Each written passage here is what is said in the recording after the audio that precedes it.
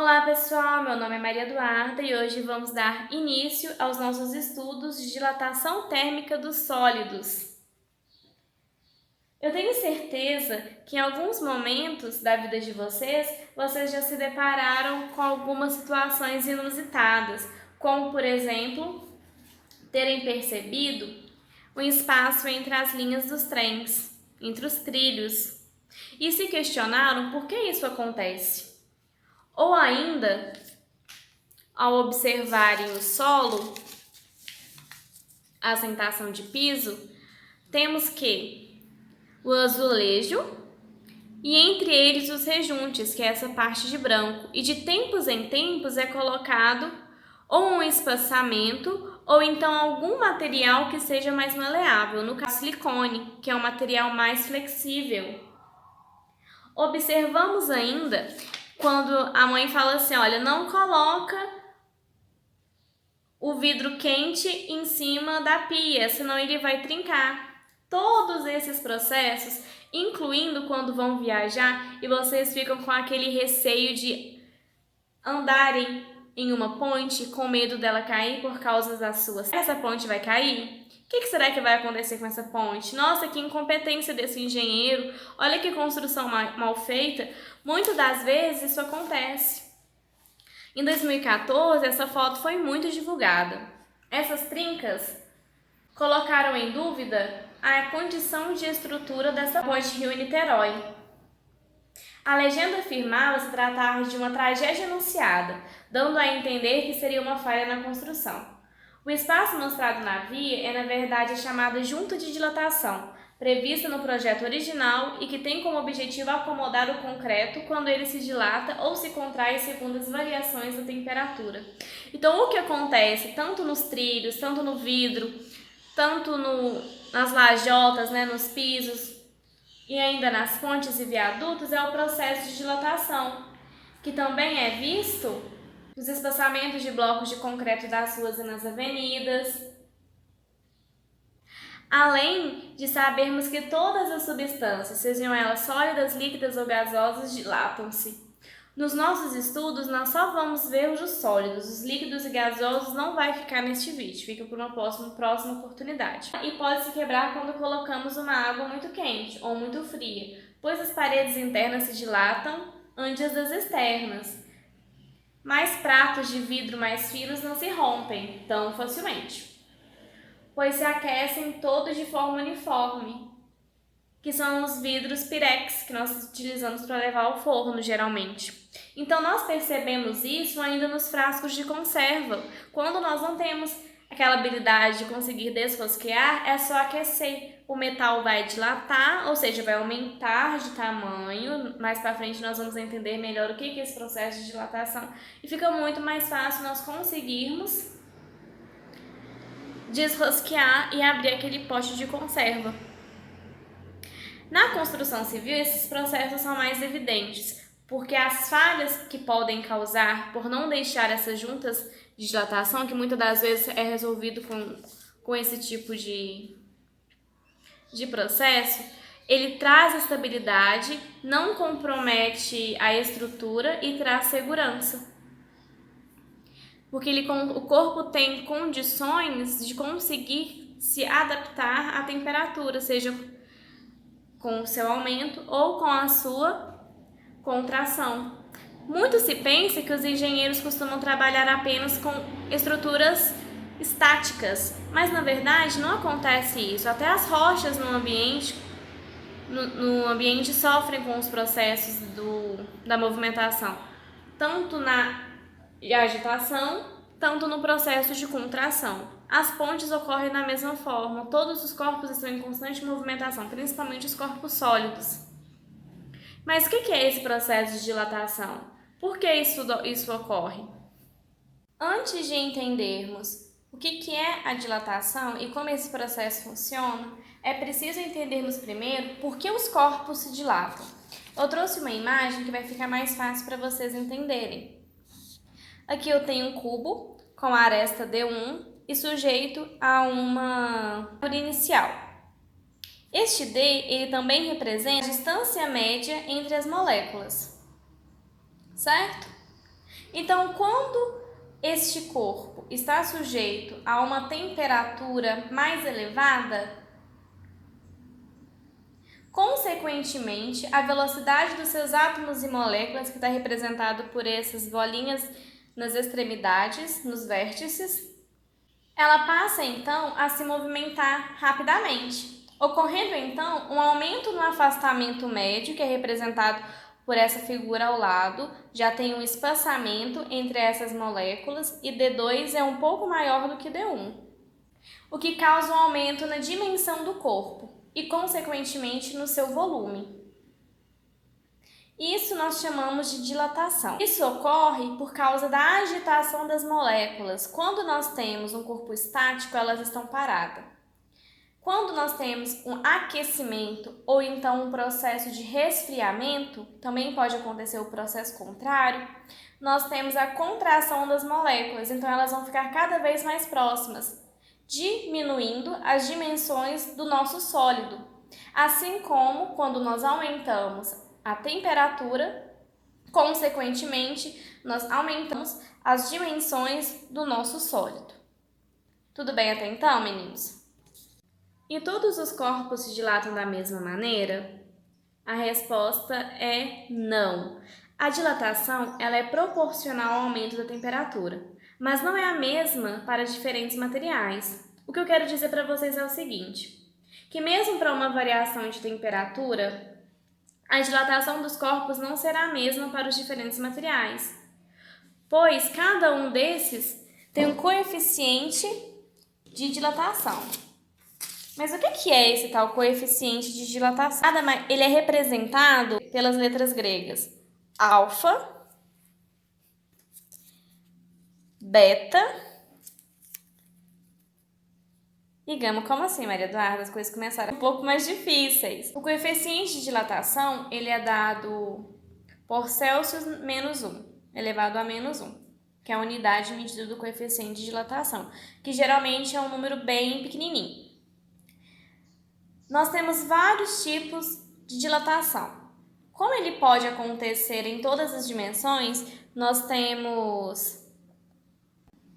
Eu trouxe uma tabela para vocês que vai ser muito útil para entendermos melhor essa relação do coeficiente de dilatação linear.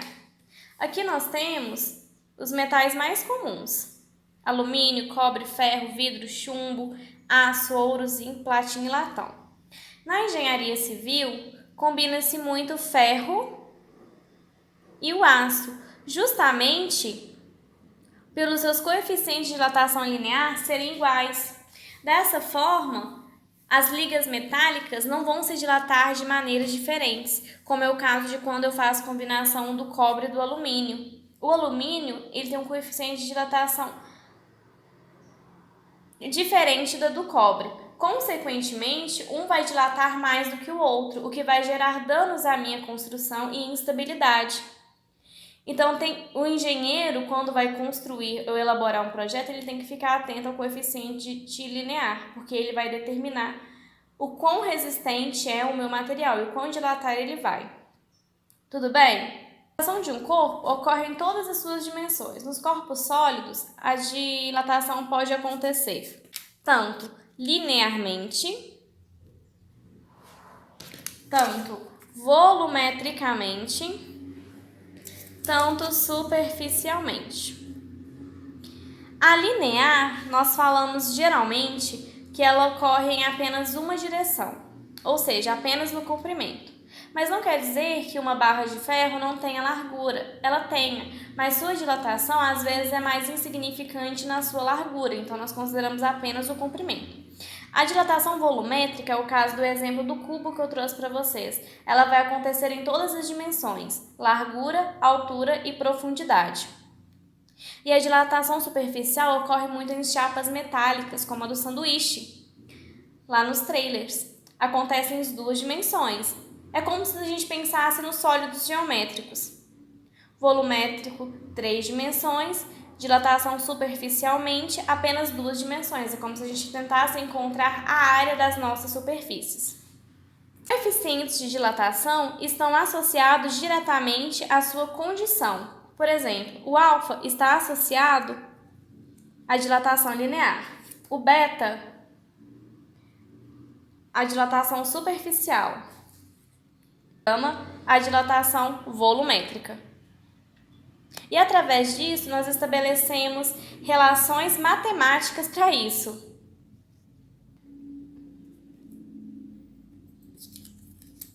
Nós podemos dizer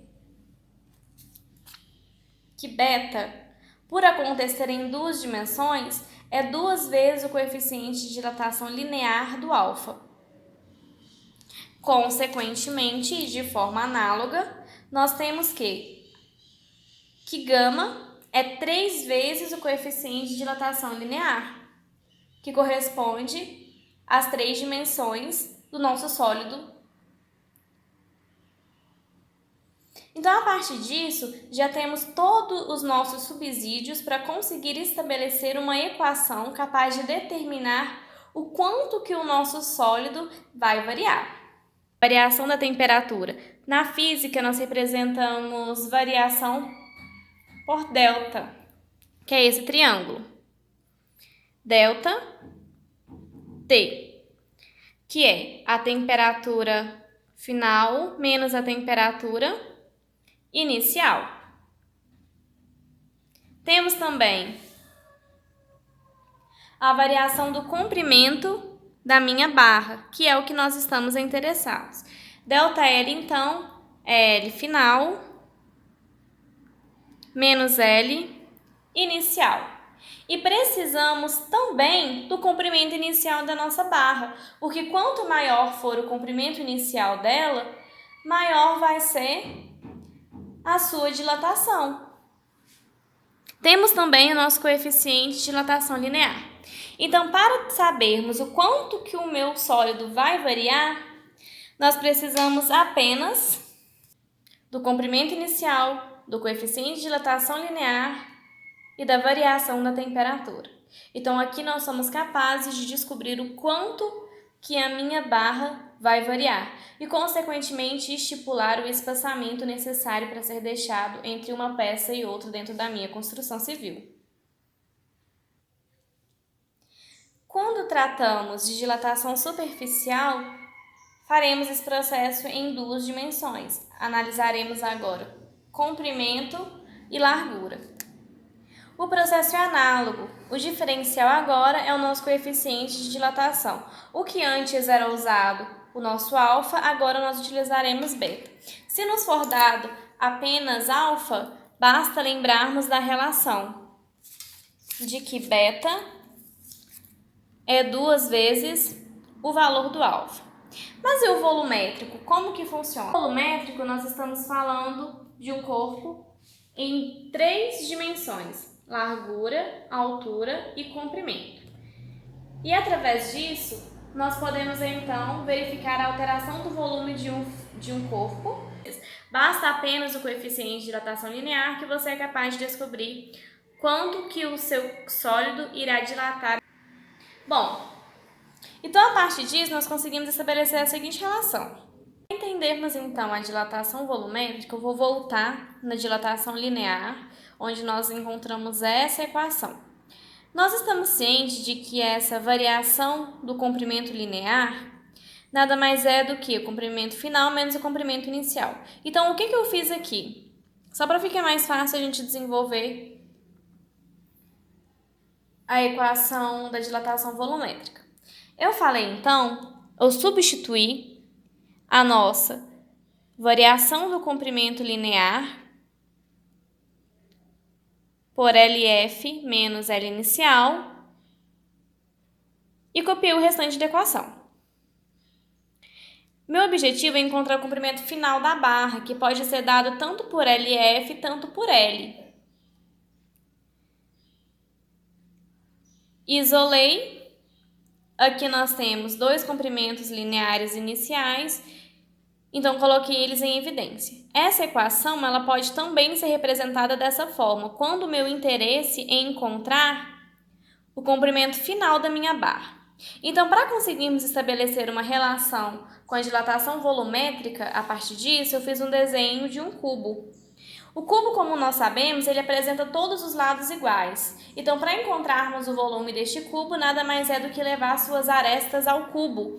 Então, aqui foi o que nós fizemos. O comprimento inicial do meu sólido é igual ao comprimento inicial ao cubo. Dessa forma, nós estabelecemos uma relação com o volume. Volume inicial, nós encontramos essa equação. Então, é essa equação toda elevada ao cubo. Tudo bem? Uma vez que o coeficiente linear e delta tem um número muito pequeno, nós podemos então fazer uma aproximação de que 1 mais alfa vezes a variação da temperatura ao cubo, que nada mais é do que essa relação aqui, que é o volume inicial, é igual a 1 mais 3 vezes o coeficiente linear, onde nós vimos que pode ser substituído por alfa, vezes a variação da temperatura, e temos então a nossa relação volumétrica. Isso aqui tudo é o volume inicial, que corresponde ao comprimento. Temos aqui então o volume final da nossa barra, que poderia tranquilamente ser reescrito da mesma forma que a variação da dilatação linear, se eu tivesse interessado em descobrir o quanto que o meu sólido variou. E aqui também, percebam que eu substituí 3 vezes alfa, que é a minha relação do coeficiente linear, para alfa. Então, aqui nós temos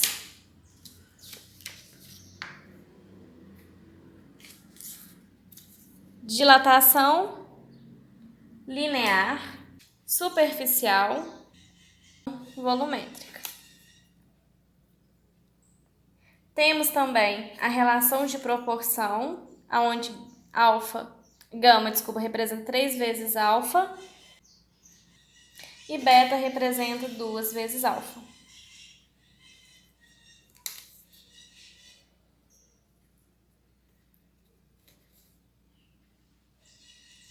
Certo, galerinha? Então, aqui nós vimos dilatação dos sólidos, onde nós temos dilatação linear, superficial, volumétrica. Vimos as dilatações dos sólidos no nosso cotidiano. Conhecemos um pouquinho dos coeficientes de dilatação linear mais utilizados. Entendemos o que é esse tal de coeficiente linear. Verificamos como ocorre o processo de dilatação térmica.